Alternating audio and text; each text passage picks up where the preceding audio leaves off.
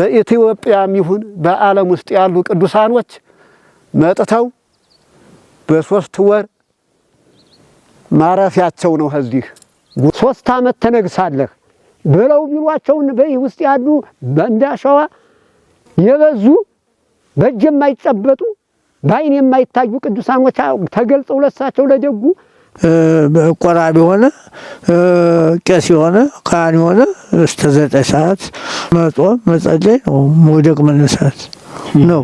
ይሄ ነው የተጣለው። መሬት ቢያጡት ጉሽ እንጂ ተሯጠውም የሰውም ተፈጥሮ ከመሬት ነውና ወድቅ የማይረሳም እንዲሁም እሾህ መካከል የተዘራ አይዳበርም አያፈራም። ታችኛው ጫካ ውስጥ በእብነ በረድ የተሰራ ትልቅ ቤተ ክርስቲያን ይህን የላውን የሚያህል አለ ይላሉ። እዚያ በእብነ በረድ ከተሰራው ቤተ ክርስቲያን አጠገብ ትልቅ ባህር አለ፣ ቅዱሳኖች የሚጸልዩበት ይላሉ። ምስጢር ተገልጾላቸው ቅዱሳኖች ሁላቸውንም ባርከው ምስጢር ነግረዋቸው ተሰውረዋል። ከቤተ መቅደሱ ትክክል በዚያው ትክክል ላይ ባህር ትልቅ ባህር አለ ይላሉ። ይኸው እንደነገሩን ያ የተነገረው ነገር ግን አሁን እየጎላ እየመጣ ነው። ጊዜው ሲደርስ ያ ትልቁ ባህር ይፈነዳል፣ ጸበሉ ኃይለኛ ጸበል ይሆናል የሚል ፍጡነ ረድኤት ሩፀተ ነፋስ አውሎ ለዘይጼዋ ከበተወክሎ ጊዮርጊስ ቅረብ ለምሕረት ወለተሳ በስመ አብ ወወልድ ወመንፈስ ቅዱስ አሐዱ አምላክ አሜን። ሰላም በሀገር ውስጥና ከሀገር ውጭ የምትገኙ ውድ የኦርቶዶክስ ተዋሕዶ ቤተክርስቲያን እምነት ተከታዮች እንደምን አላችሁ? ዛሬ የምንገኝበት ቦታ እንግዲህ ከአዲስ አበባ ላሊበላ፣ ከላሊበላ ጋሸና መቄት ወጣ ብለን በኢትዮጵያ ኦርቶዶክስ ተዋሕዶ ቤተክርስቲያን በሰሜን ወሎ ሀገረ ስብከት ዞን በመቄት ወረዳ በ021 ቀበሌ ደብረ ሰላም ማሰሮት ቅዱስ ሚካኤል ቤተክርስቲያን ቅጥር ግቢ ውስጥ እንገኛለን። ይህንን ቦታ እንግዲህ በተለያየ ሶሻል ሚዲያ አይታችሁት ሊሆን ይችላል። እኔም ከዚህ በፊት ቦታው ድረስ ለበረከት ከሌሎች እህቶች ወንድሞች ጋር መጥቼ ነበር። ነገር ግን የአባቶችን መልካም ፈቃድ በመጠየቅ ፕሮግራም እንዲይዙልኝ አድርጌ ዛሬ ቦታው ላይ ተገኝቻለሁ። እንግዲህ ይሄ ቦታ ጥንታዊና ታሪካዊ የቅዱሳን ህብረት የሚገኝበት ቅዱሳን አባቶች ቦታው ላይ የሚገለጹበትና ብዙ የበቁ አባቶች የሚጸልዩበት ቦታ ነው። የቦታውን ጥንታዊና ታሪካዊነት ቦታው ላይ ያሉ ካህናት አባቶች የሚያስረዱን ይሆናል። በቀጥታ መወስዳችሁ ወደ ቦታው ላይ ወደሚገኙ አባቶች ነው ማለት ነው። የቦታውን ታሪክ እንግዲህ እነሱ በደንብ አድርገው ያስረዱናል። ለብዙ ኦርቶዶክሳዊ እንዲደርስ መልእክቱን ሼር፣ ላይክ፣ ሰብስክራይብ አድርጉ። ሐሳብ አስተያየታችሁን በኮሜንት ጻፉ። የቤተ ክርስቲያኑን ሙሉ አድራሻ እናስቀምጥላችኋለን። አባታችን እንግዲህ የቦታውን ታሪክ እንዲያስረዱን ያው በአክብሮት እንጠይቃለን። በመጀመሪያ ይሄ ቦታ ጥንታዊና ታሪካዊ እንደሆነ ከቀረጻ በፊት አውርታችሁኛል። እስቲ ማሰሮት ቅዱስ ሚካኤል የተባለበትን የስሙን ስያሜ ጨምረን እናንሳና ለምን እንደተባለ መቼ እንደተመሰረተ እስቲ ያስረዱን አባታችን። እሺ ከተፈቀደልኝ እኔም የምናገርበትን አንደበት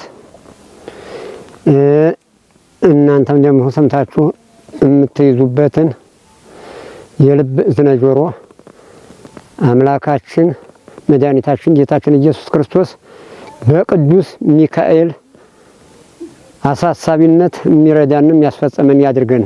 አሜን። አዎ እንግዲህ ይህ ቦታ ደብረ ሰላም ማሰሮት ቅዱስ ሚካኤል የተባለው መልክዓ ክርስቶስ ይላል፣ ወለወልዱ ትርሲት ይላል። ግን የተከለው ሰውየው ማን ነው? ትርሲት ነው አባትየው። በማን ጊዜ ነው? በአጼ ስንስኑዮስ ጊዜ። በአጼ ስንስኑዮስ ጊዜ ሃይማኖት የጎደለበት ነገር ሆነና በሃይማኖት አባትየው እንደመሰረተው መሰረቱን እንዳስቀመጠ ሳያስፈጽመው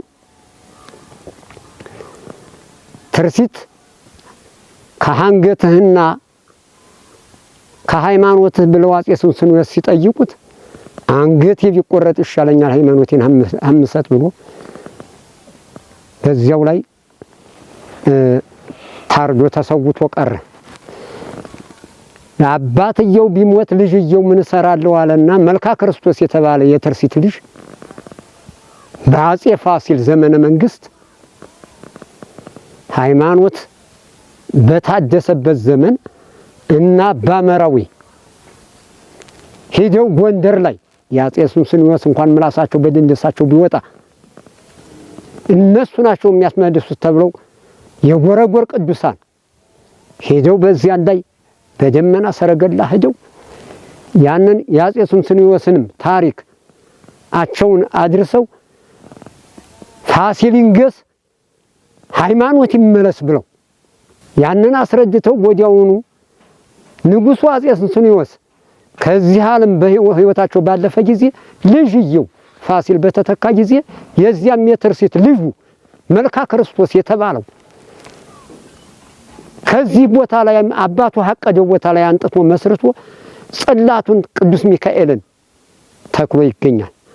አሁንም ለይታም አዎ ዛፉ ብቻ የሚያስደስት መዓዛው እንደ ሌላ መዓዛ የሚጥም ከጥቁር ድንጋይ ላይ ዛፉ ውሃ ሳይጠጣ አለምልሞ የሚገኝ ታላቅ ቦታ መሆኑን በዓይንም እየታየ ምስክርነቱን ሰጥቶ ይገኛል። ይህ ቦታ ደብረ ሰላም ቅዱስ ሚካኤል የተባለው አዎ እና የተተከለው በመቼ ነው?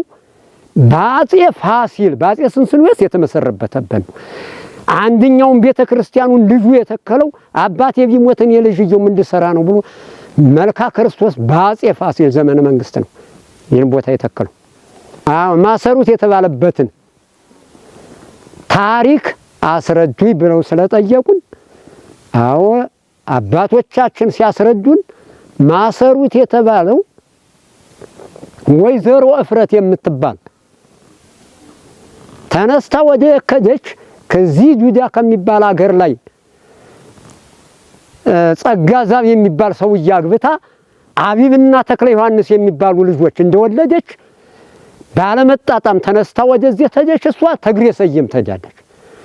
ተግሬ ሰየም ያፍራስ የስምዖንን ልጅ የንጉሱን ልጅ አግብታ ሐመልማለ ወርቅን ሩማነ ወርቅን ዓመተ ስዱስን ዘመደ ማርያምን ጽወኑትን እንደወለደች ልጆቿ ደርሰው የእናታቸውን ወንድም መሬት ስጠን ብለው የተጎዛጉዛ አቦናቀኝ ታወጉሎስ የሚባለውን እሱን ቢሉት አይ እናታችሁን ሳታመጡን ያላውቃችሁ መሬት አልሰጥም ያላቸው ጊዜ ተነስተው እንደ ተማሪ ሄደው ትግሬ እናታቸውን ከዚያው ሩማረ ወርቅንና ሐመልማለ ወርቅን ካዚያው ትታ ዓመተ ስዱስን ዘመደ ማርያምን ጽዮኑትን ይዛ ወደዚህ ወደ ትውልድ ሀገሯ ስትገባ ምን ተደረገ? ከዚህ ቦታ ላይ ከዚህ ላይ መሳለሚያው የምንለው አለ። ከዚያ ስትደርስ አረፈች። አርፋ እንደተቀመጠች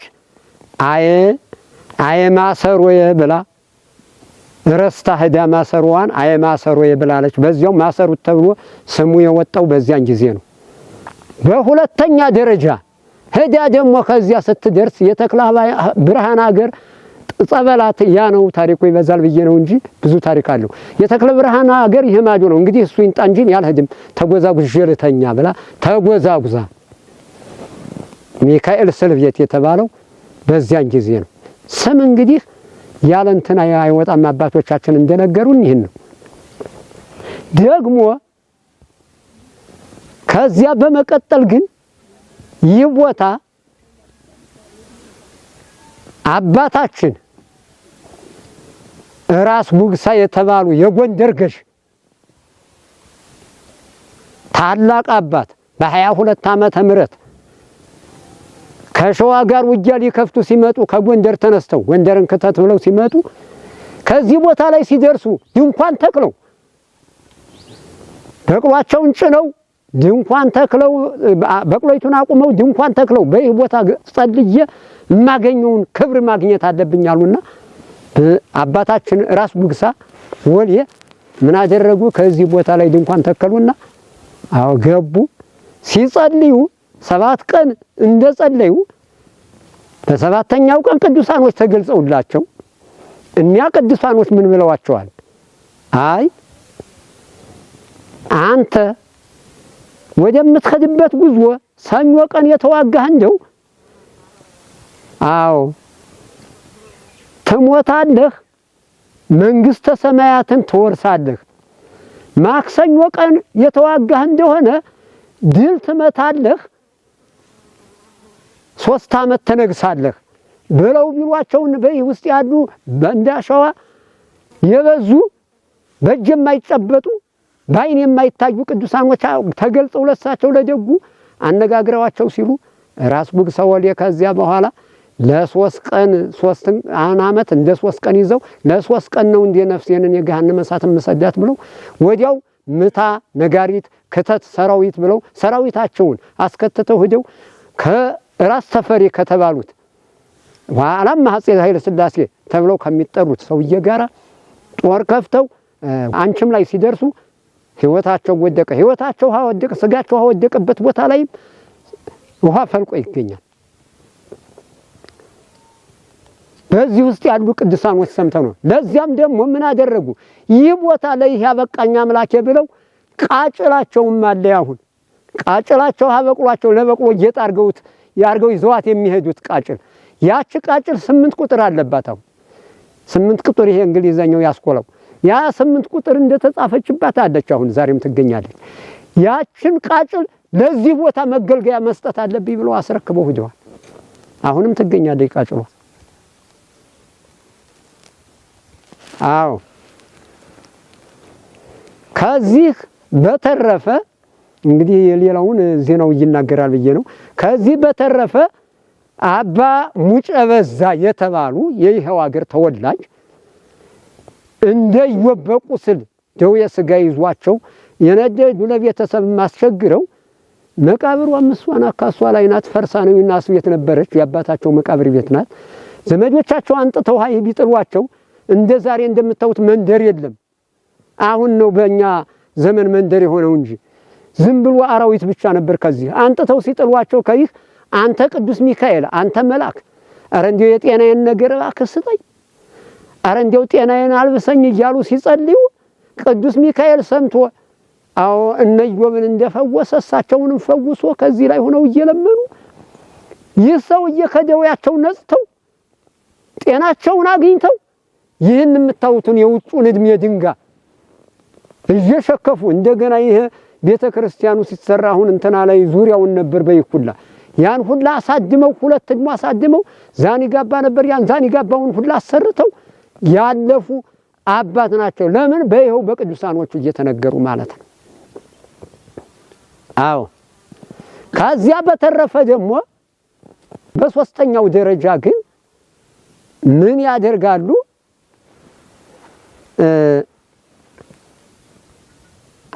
እንትና እማወይ እንትና ወይዘሮ የሻረግ የምትባል እንደው ደዌ ቁስል ይዟት አባ ኃይሌ የሚባሉ ደዌ ቁስል የያዛቸው መተው ከዚህ ቦታ ላይ የጤና ቀሚስ ብንለብስ እንደው ምን ይሻላል? እንደው የጤና ቀሚስ አንተ መላክ ይሄ መላክ ሲነገር ሰምተናል።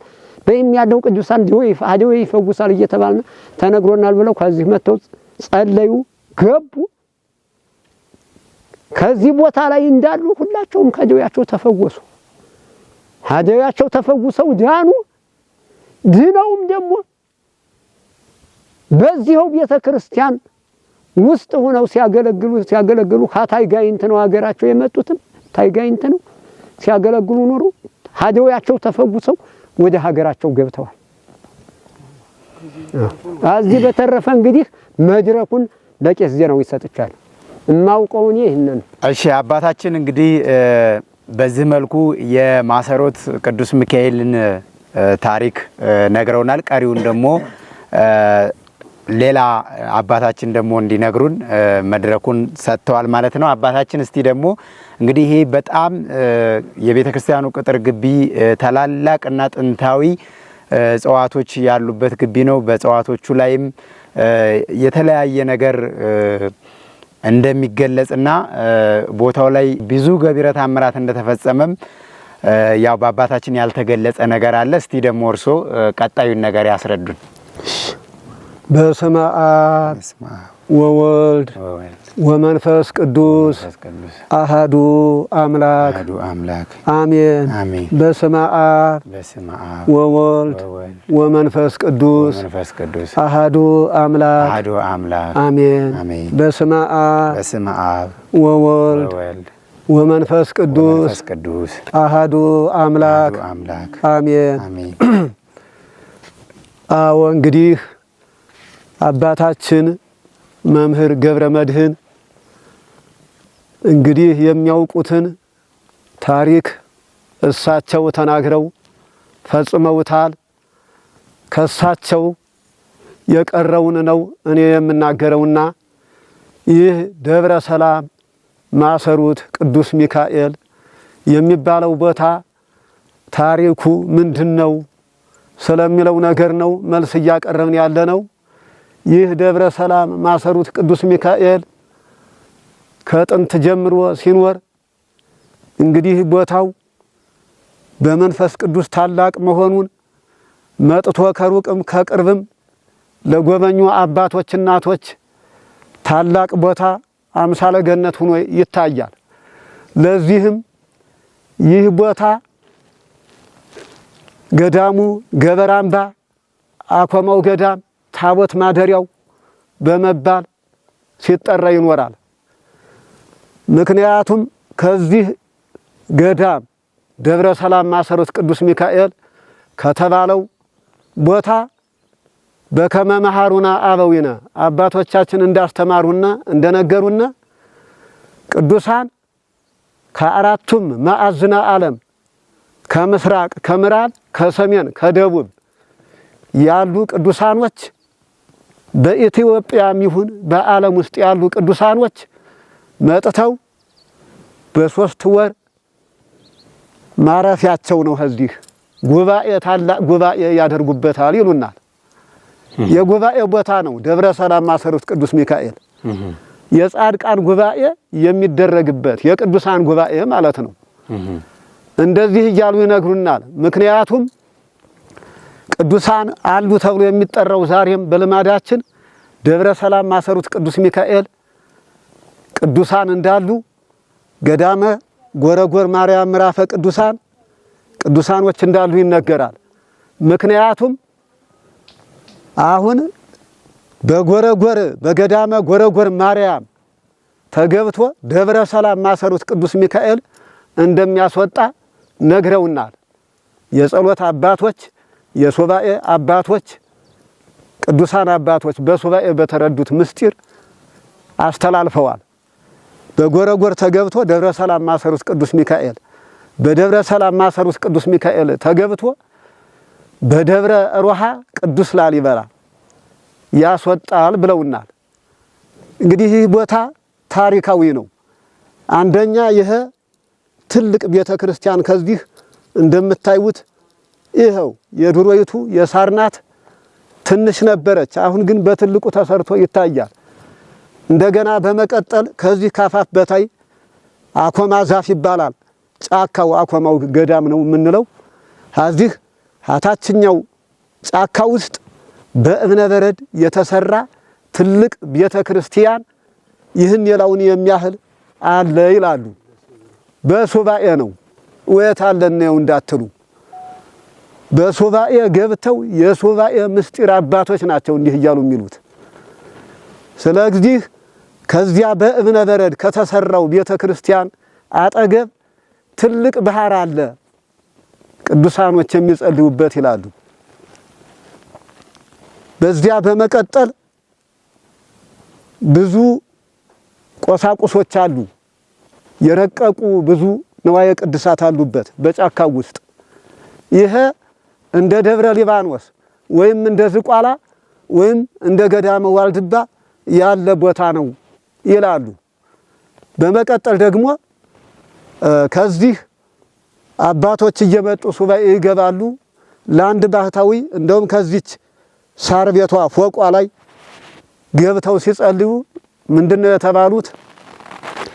ይህ ቦታ የደብረ ሃይማኖት ገረገራ ቅዱስ ጊዮርጊስ ቅፋፍ ሆኖ ይኖራል። የኋላ ኋላ ደብር ይሆናል። ከዚህ ቦታ ላይ መድኃኔ ዓለም ታቦት ወጥቶ ከዚያ ላይ ከአምባዋ ላይ ይተከላል፣ ይከብራል፣ ይገናል ብለው የተናገሩትም እነዚህ ቅዱሳኖች ናቸው። አሁንም ከብሯል፣ እየተሰራ ነው። ገኗል። አሁንም ደብረ ሰላም ኮርቻ መድኃኔዓለም ተብሎ እየተጠራ ይገኛል። በመቀጠል ደግሞ መምህር ምህረት የተባሉ ሰውዬ እዚህ እህታቸውን ሊሸኙ መጥተው ወደ ሀገራቸው አግሪት ጠንቋያ ነው ሀገራቸው ሲመለሱ ማርገጃው ላይ ቅዱሳኖች አግኝተዋቸው አባት የት ሊሄዱ ነው ሲሏቸው እኔማ ወደ ቦታዬ ወደ ሀገሬ እየሄድኩ ነው ሲሉ አብረን እንሂድ አሏቸው። ሶስቱ ቅዱሳን ከመምህር ምህረት ከተባሉት አባት ጋር አግሪት አቦ ድረስ እንደሄዱ አባቶች ነግረውናል። ዛሬም እየመሰከሩ አሉ። የሰውየው ስም ያ መምህር ምህረት የተባሉት ጠንቋያ ኪዳነ ምህረት ናቸው። እንደገና በመቀጠል አባ ህሩይ የተባሉ ባህታዊ በዚህ ገዳም ውስጥ ገብተው ሲጸልዩ የርሰወ ማርያም ታቦት ዝብየ ማርያም ነው መኗሪያወት አባት እሷ ናት።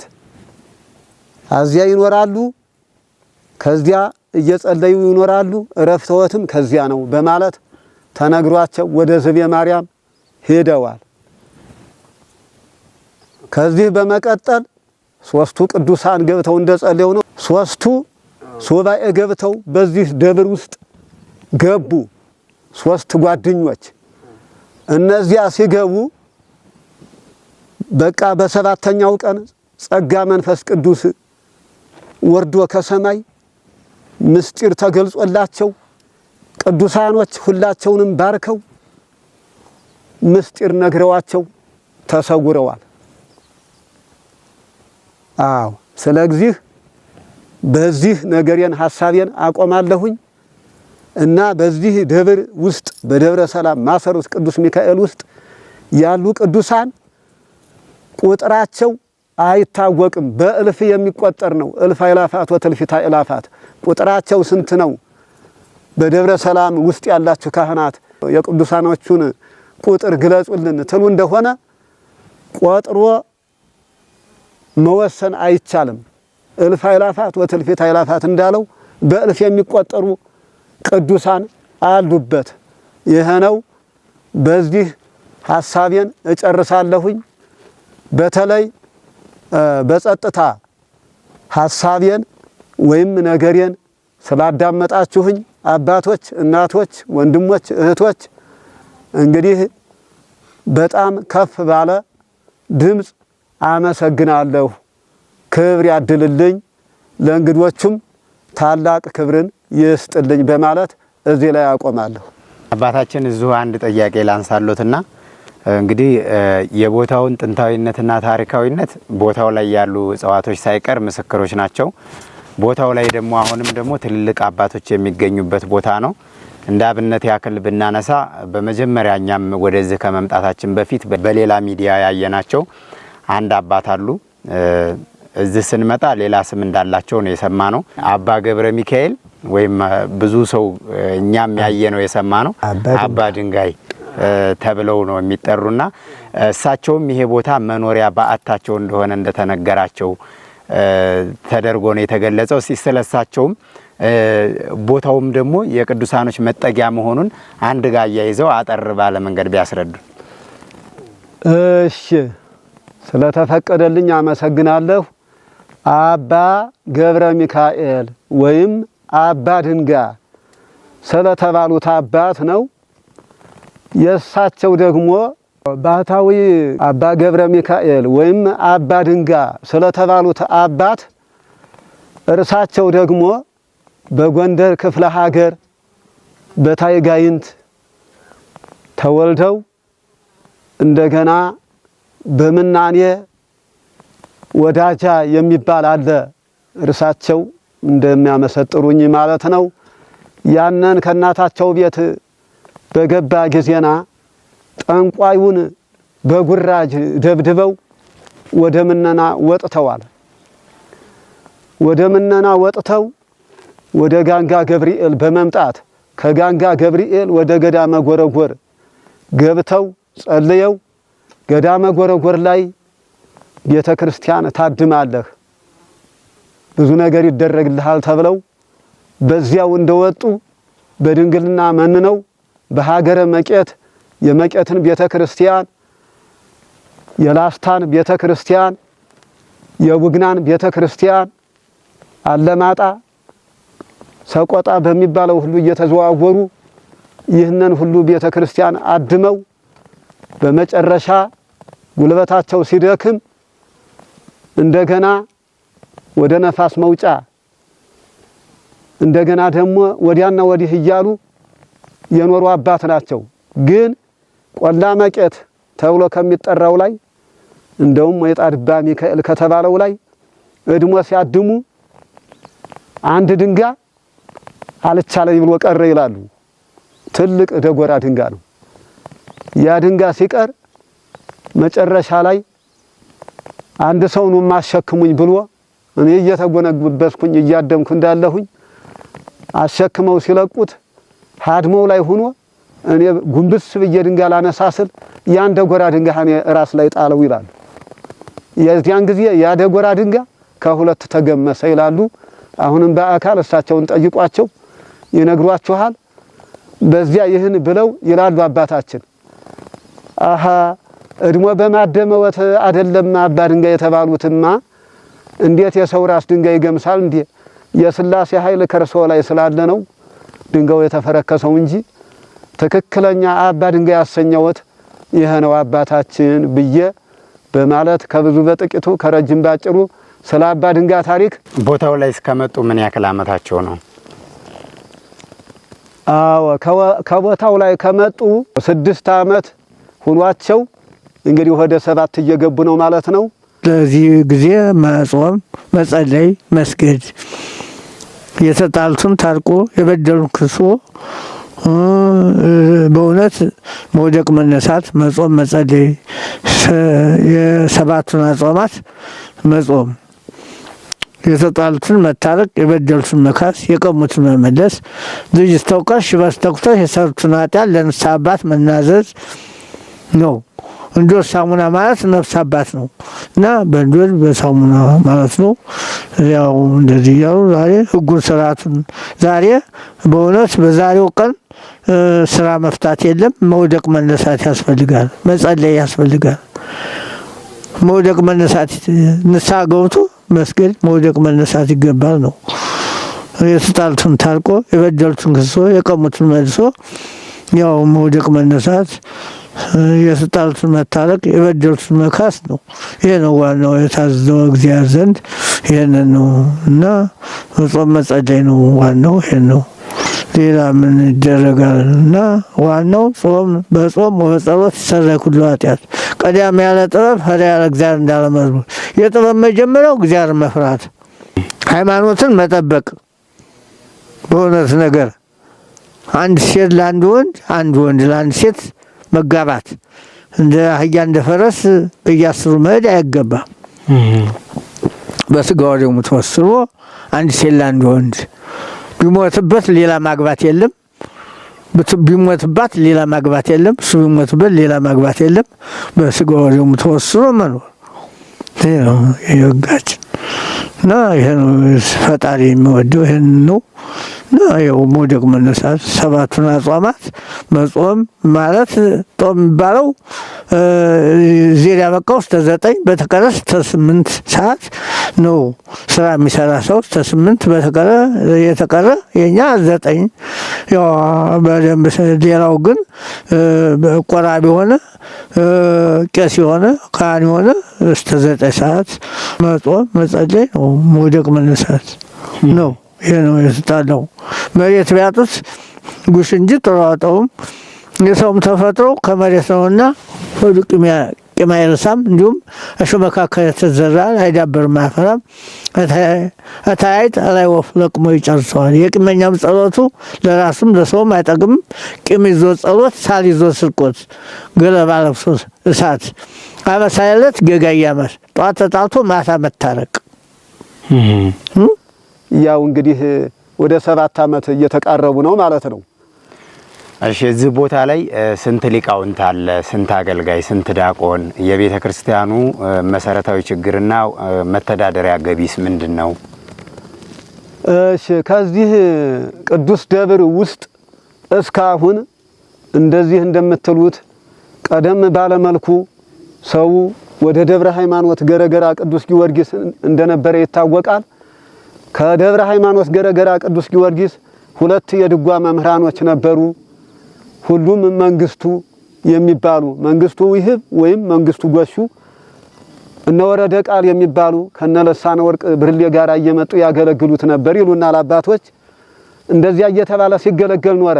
አሁን ደግሞ ከዚያ ወዲህ የድጓ መምህር፣ ያቋቋም መምህር፣ የቅዳሴ መምህር ወጥተውበታል። የድጓው መምህር ወደ ሸዋ ምድር አዲስ አበባ ሄዶ እንደተቀጠረ በዚያው ምን አይነት ህመም እንዳገኘው አናውቅም። በዚያው ታሞ አርፏል። ያቋቋሙ መምህር ወልደያ ከተባለው ቦታ ጉባለ ሀብቱ ተብሎ ከሚጠራው ክብረ ቅዱሳን የሚባሉ ናቸው። ዛሬም አሉ ይገኛሉ። የቅዳሴ መምህራኖች እንደዚሁ በደብሩ ውስጥ መላከ ሰላም ይሄይስ አሰፋ፣ ተውቦ መርጌታ ተውቦ ኃይሉ፣ መርጌታ ጥበቡ አድሴ በመባል የመጽሐፍ መምህር መርጌታ ዳዊት ደሴ፣ ዳዊት ደሴ የቅዳሴ መምህር ናቸው። እንደዚህ ብሎ አሉ። አሁን በመቀጠል ደግሞ እንግዲህ ወደ ቅኔ ቤት ወደ ዝማሬ ቤት የሄዱት አሉ። እንደዚሁ አስመርቀው ሲመጡ ገለጻው ይገለጻል ነው። እሺ አባታችን ቃለ ሕይወት ያሰማልን፣ እግዚአብሔር ይስጥልን። የቀረ ነገር ካለ ደግሞ በሌሎች አባቶች ስለሚገለጽ እርሶ ለሰጡን ማብራሪያ እናመሰግናለን። አባታችን እስቲ ቡራኪዎት ይድረሰን። በሀገር ውስጥና ከሀገር ውጭ ሆነው ይህንን መንፈሳዊ ፕሮግራም ለሚከታተሉ የመንፈስ ቅዱስ ልጆችዎት አባታዊ ቡራኬና መልእክት ያስተላልፉ። ዘመኑ ክፉ ነው። ምን ማድረግ አለብን? በዚህ ጊዜ ለትውልዱ ምን ማስተላለፍ ይፈልጋሉ?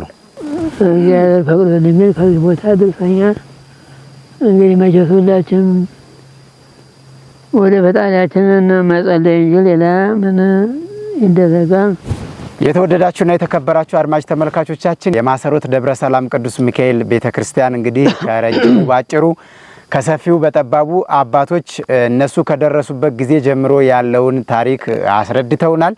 እንግዲህ የቀረ ነገር ካለ ደግሞ የደብሩ ዋና አስተዳዳሪ መላከ ሰላም መምህር ይሄይስ አጠር ያለ የመጨረሻ የማጠቃለያ መልእክት ያስተላልፉልናል። ወደ አባታችን። እሺ ስለተፈቀደልኝ አመሰግናለሁ። በስመ አብ ወወልድ ወመንፈስ ቅዱስ አህዱ አምላክ። በሰሜን ወሎ ዞን ሀገረ ስብከት በመቄት ወረዳ በ01 ቀበሌ የሚገኘው ደብረ ሰላም ማሰሮት ቅዱስ ሚካኤል ቤተክርስቲያን ታሪክ እየተነገረ ይገኛል። በዚሁ ላይ ከመግቢያችን ላይ አባታችን በከማሩና በወይነ እንዳሉት ያው እኛ ከፊት አንስተን እናውቃለን ብለን ሳይሆን አባቶች እንዳስተማሩና እንደነገሩን የምንሰማውን ታሪክ ያው ለቀጣይ ትውልድ ማበርከት ስለሚገባ ነው። ብዙዎቹ ተብለዋል። ፊት ለፊት ላይ የምታዩቸው ወይራዎች ተገንጥሎ ወድቆ ከተገነጠለ በኋላ የታሪኩን መመስከሪያ የሚገርመው ልታዩት የምትችሉት የሚታይ ባይን የሚታይ እስካሁን የነገሩን ብዙውን ጊዜ በስውር ያለ ቅዱሳኖች የማይታዩ በጫካው ውስጥ ያሉ ነው ስንነገር የቆየ ነው። አሁን ግን ባይን የሚታይ በተግባር ላይ ያለ ዛፉ ከምንም አፈር ከሌለው ንጹህ የሆነ ድንጋይ ላይ ውሃም በሌለበት ቦታ ላይ በቅሎ በበጋ ጊዜ በጣም ለምልሞ የሚታይ በበጋው ጊዜ በጣም ይለመልማል። በክረምት ጊዜ ደግሞ ትንሽ የተወሰነ ጨረት ይላል። ያው ዛሬ ክረምት ወቅት ነው እንደምታዩት ትንሽ አያምርበትም። በበጋው ብታዩት የተለየ ሆኖ ነው የሚያምረውና ከዚያም አልፎ ተርፎ የደረቀው የተፈለጠው ወይራ አይናችሁ የሚያው ተዘንጥሎ ጫፍ ላይ እንደገና ጫፉ መሬት ነክቶ ስር ሰዶ ተነስቷል። እሱ ፊት ለፊታችሁ ላይ ያለው ማለት ነው። ስለዚህ ይሄ ታሪክ ለዓለም መሰራጨት ያለበት ጉዳይ ነው። ሰው እስካሁን ድረስ ሰው የሌለው ሆኖ ሊያስተዋውቀው የሚችል ሰው አጥቶ ሆኖ እንጂ ቦታው ከማንኛውም አድባራትና ከማንኛውም ገዳማት የሚበልጥ እንጂ አንሶ የሚታይ ቦታ አይደለም። በአይን የሚታይ ይሄን የመሰለ ታሪካዊ ቦታ ነው። ታሪክ ቦታ ነው። ይሄውም እንዲህ ብሎም አይደለም የሚቀረው። ትላልቅ ቦታዎች ስንሄድ ትላልቅ ዛፍ አሉበት። ከዚያ ሆኖ ግን ሸበት የሌለው ዛፍ አለ። ከዚህ ግን አንድ ክንድ እንደሆነ ገና እንደበቀለ ጀምሮ ጺም ያለለው ዛፍ አንድም የለም። በሙሉ ጺምና ሸበት አለው። ሸበቱም ደግሞ ዝም ብሎ አይደለም። ሸበቱም መድኃኒት ዋጋ ያለው ሸበት ነው። እየመጡ ከሌላ ሀገር ከተለያየ ቦታ እየመጡ በደዌ የተያያዙ ሰዎች መጥተው ቅጠሉን ርጋፊውን እምነት ተቀብተው ከዚያ በመቀጠል ሸበቱን የእንጨቱን ሸበት በአባቶች ዲያቆናት ወይም ደግሞ ካህናት እንትን ብለው አስቆርጠው ማንኛውም እንደመጣም ዘሎም ሊቆርጠውም አይችልም። ተፈቅዶ ተጠይቆ ነው የሚቆርጥ። ተቆርጦ ይሰጣቸዋል። ከዚያ በኋላ ወስደው ታጥነው እምነቱን ተቀብተው ከደዌያቸው ይፈወሳሉ። ተፈውሰውም መፈወሳቸው ምልክት ስለቱ ደርሶ እየመጣልን ነው። ዛሬም ይገኛል ማለት ነው። በቅርብኛ ባለንበት ዘመን ከፊት ያሉት ታሪኮች እንግዲህ አባቶች ነግረዋቸዋል። እድሞ እንዲያድሙ ያስደረገ የቅዱስ ሚካኤል አድኖ እንደ ኢዮብ እጅ እግሩን ተቋምጦ ያበቃውን ሰውዬ እንደገና ተነስቶ ተቀጥሎለት ማለት ነው መጥቶ ነው እንደገና ይሄንን እድሞ ያሳደመልን ማለት። ስለዚህ ከዚያ በፊት ያሉትን ትተን ከዚህ ወዲህ ራሱኛ ካደረስን ሁላ የምናውቀው ይሄን አይነት ታምር የሚሰራ ትልቅ በጣም ታሪካዊና ጥንታዊ የሆነ ቤተክርስቲያን ነው ማለት ነው። ስለዚህ በሌላው ታሪክ ብዙውን አባቶች ስላሉት እንዳላበዛ ይህንን ያክል ካልኩኝ ስለ እጽዋቱ ታምርና ታሪክ ይሄን ካልኩኝ፣ ሌላው በዘመነ ፍልሰታ ጾም ከ6 ሰዓት ከቀኑ ጀምሮ እስከ 9 ሰዓት ድረስ የሻኩራ ድምጽና የቃጭል ድምጽ ይሰማል። በዚህ ታይ ጸሎት ይዞ ለሚያየው ሰው ሁሉ ይሰማል። እኛ ህፃናቶቹን ስንማር በዚህ ሰዓት በይብቅ እያልን እናዳምጥ ነበርና፣ ሌሊት ደግሞ ከ6 ሰዓት አሁንም እስከ 9 ሰዓት ባለው የከበሮ ድምጽ ይሰማል። ይሄ በደንብ በትክክል የሚሰማ የሚታይ ማለት ነው። ስለዚህ ይሄ ቦታ በጣም ታላቅና ታሪካዊ የሆነ ቦታ ነው። አገልግሎቱ የሰፋበት ነው። ሰርክ እስከ ሰርክ ኪዳኑ የማይታጎልበት፣ ቅዳሴው የማይታጎልበት፣ ለጸሎት አትርሱ ብሎ የመጣ ሰው ዋጋ የሚያገኝበት ቦታ ነውና አገልጋይን በተመለከተ ቅድመ አባቶች ጠቀስ አድርገውታል። ሙሉን አገልጋይ አልጠቀሱትም። ሙሉ አገልጋይ በአጠቃላይ 70 አለ አሁን የሚያገለግል ከዚህ ቤተክርስቲያን ላይ ካህናቱ፣ ዲያቆናቱ፣ መዘምራኑ ትርፍ ዝም ብሎ ኢመደበኛ ያልሆነ ያልተመደበ አገልጋይ አለ።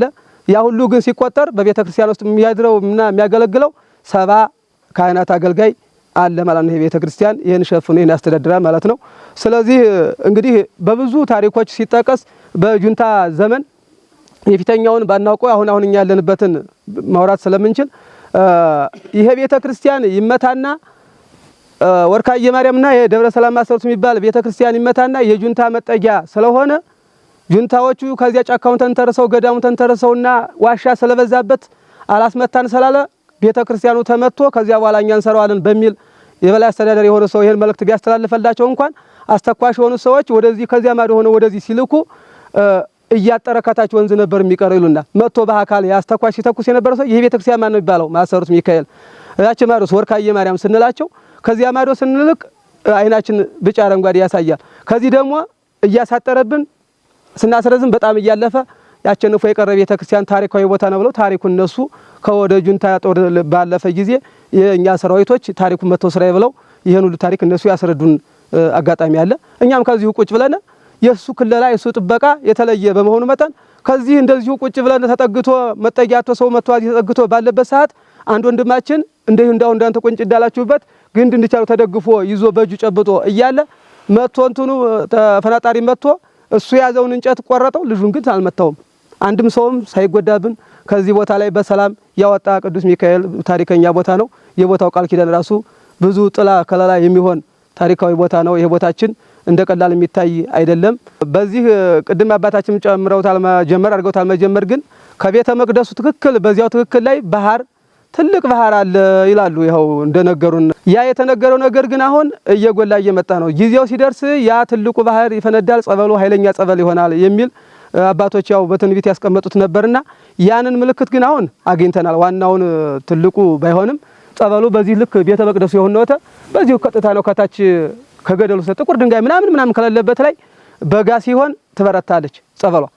አሁን ክረምት ላይ ደግሞ የተወሰነ ቀነስ ያደርጋል። ከበጋው ላይ ነው በጣም የሚበረታውና በዚሁ ትክክል በተባለው ልክ አባቶች ባሉት ልክ ያው የባህሩ ምልክት የመኖሩ ምልክት ማረጋገጫ ታች ላይ ጸበሉ ከታች ፈንድቶ ይታያል ማለት ነው። በዚያውም ጸበል በፊት መጀመሪያ ሲታይ እንትን ነበር ጠብ የምትለው እንደ ዝናብ ፍሳሽ ነገር ጠብ ነበር የምትለውና ብዙ አተራቀም ነበርና የሆነ ሰው ታሞ ታስሮ ከተገነዘ በኋላ ወይት እንድ ብለው እንደ ሲጨንቃቸው አንደኛው ቀልጠፍ ብሎ መጥቶ እስቲ እንደ ቅዱስ ሚካኤል የሚያደርገውን እሱ ሙት ያስነሳል እኮ ምን ይታወቃል ብሎ መጥቶ ጸበል እንኳን ቢያጣ እርጥበቱን ያንጭቃውን ወስዶ ልጁ እንደ ቁስል ነበር የታመመውና ተስፋዬ መንገሽ የሚባል ወንድማችን ሆዱን ቅቢት አደረጉት። የሚጠጣ እንኳን አልገኝ ብሎ ማለት በዚያ ሲቀባ ያ የነበረ ቁስል እንደገና ድኖ ታስሮ የነበረ ሰውዬ ተፈቶ 021 ቀበሌን ለ5 ለ6 ዓመታት ያክል በሊቀ መንበርነት ሲያገለግል ቆይቷል። ከዚያ በኋላ ግን ሌሎቹም እየሰሙ እየመጡ ከዚህ ጸበል ላይ ያልተፈወሰ የለም። አሁን እዚህ በፍቅርተ ክርስቶስ ማህበር የተወጣጡ መጥተው ከዚህ አይተው ብዙ ታመው የነበሩ ልጆች ሁላቸውን እያመጡ ከዚህ እየተፈወሱ ይገኛሉ ነው። ስለዚህ ሁላችሁም በሩቅም በቅርብም ያላችሁት የደብረ ሰላም ማሰሮት ቅዱስ ሚካኤል የጸዋቱ ርግጋፊና የጸበሉ መፍትሄ ስላለበት ሁላችሁ መታችሁ የበረከቱ ተሳታፊ ሆናችሁ መድኃኒት እንድታገኙ ለሁላችሁም ይሄን አስተላልፋለሁ። እንግዲህ ኔታ በሆነ መምታመም እዚያ ወዳ ኪዳነ ምሕረት አለውበት መሪጌታ ይጅሳቸው አያውቁኝ አላውቃቸው አባታችን ዕቃ ቤት አይጠብቁም እንደው እንዴ አሉኝ። ኧረ ታመሜ መጥቼ ሕክምና መጥቼ እንዴ ብዬ እጠብቃለሁ እንደው በዳንኩኝ እንደው መንፈቅ በነፃ ጠብቅ ነበር ብዬ ለሳቸው እንደ ቃል ኪዳንም እንግዲህ አልባሰኝ አልቸገረኝ አቦቴ ደህና ነኝ የምበላው መጠጣው አላጣሁም መለብሰው አላጣሁም ነበር። አሁን ስላቸው አረጋ ቅዱስ ሚካኤል ይፈውሰዎታል ያድንዎታል ይምጡ እንሂዳሉና ይዘውኝ እንደው አላውቁኝ አላውቃቸው ይዘው ይመጡና እዚህ እንደ መሳለም አሉ ይዘው በጫካው ወስደው ጠበሉ ሀዛ ድንጋዩ ስራ ለት ይውረዱና ይጠቀሙ ተባልኩኝ። በዚያው አርጌ በአዙሬ እንደውም ሰው ሰጡኝ ተማሪ ሰጡኝ ወሰድና አድርሳቸው ተባለ። ይዞኝ ሄደና እዚያ ጠበል እንደው እጄን ልታጠብ ቆለኛ ሰው ነኝ ልታጠብ ዝም ብዬ እንደው ስቅቅ እንደው ባልታጠብ ነው ሲያው እንደው አሁን ልብዬ እንደው ሃይ እንደው ፀሐይ አልወጣም ምን አለ ሃይ ብርድ እንደብዬ ነው ይሁዳ እያልኩኝ ኋላ ውልቁልቅ አድርጌ ዛሬ አለ ለፍልፍል ምን አደርጋለሁ አልኩኝ። ውልቁልቅ አድርጌ አዚያ ጠበል ግቢት እንኳን ልለፈልፍና ሊቀዘቅዘኝ ሞቀኝ ታዳስቼ ያንን ተጠምቄ አሁን እግዚአብሔር የተመሰገነ ይሁን ቅዱስ ሚካኤል አሁን አለሁኝ እንደው ምልክት ቅድም ምልክት ሙጭቅና አሳይቶኛል እና ይሄንን ለማለት ፈልጌ ነው። የጠበል እንደው ዋና የገነነ ነው ይግነን ያለፈው ይግነን ድው የሚፈወስበት ያርግልና ይቅርታ እንግዲህ ይሁን።